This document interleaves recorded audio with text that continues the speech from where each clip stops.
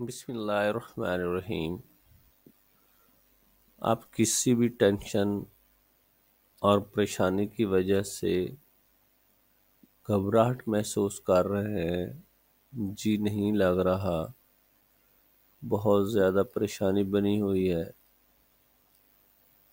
نیند نہیں آ رہی، کوئی بات اچھی نہیں لگ رہی، تو یہ قرآن پاک کا